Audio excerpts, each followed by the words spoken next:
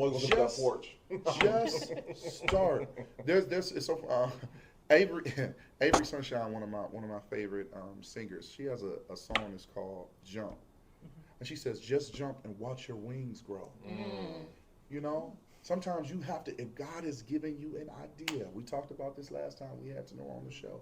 If God is giving you an idea, if God is giving you a passion, an ability to be creative, an ability to reach people through whatever it is, you got to do it. Yeah. Because you never know what that seed that goes in the ground, how it's going to sprout up and how it's going to bear much fruit. So get started. And you don't need to have it all together in order for something good to come about. So being intentional about where you spend your time as an entrepreneur.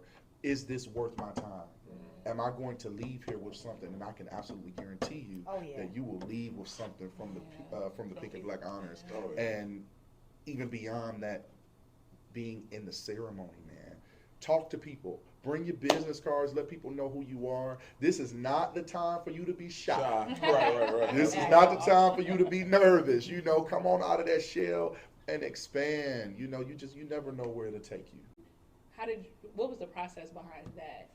I think you circle it back to Black excellence. You know, I mean, we throw that term around often, but it's like wanting to really execute on Black excellence, right?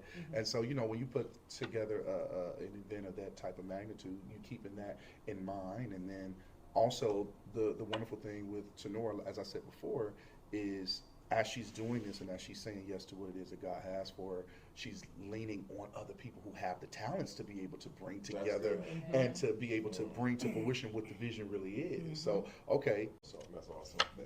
So how did the Pink and Black Honors get started? Like, where did that come from? You know what? So the founder, Tanora Mia, it actually is a passion of hers for mentorship.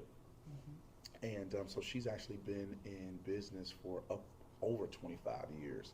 And her passion has always been mentorship and allowing people the opportunity to learn from her mistakes. You'll always hear her say, you'll always hear her say, allow for error in your growth process, right? And so, but if you don't have to error, if somebody can teach you or give you a little bit of their experience to where you may not have to bump your head as hard as I bump mine, like you might bump it, but you ain't gonna bump it and crack it. Right. Like we all have done. Right, and so this came from a passion of that she has. Her Pink Party Retreat, actually, that she does for women.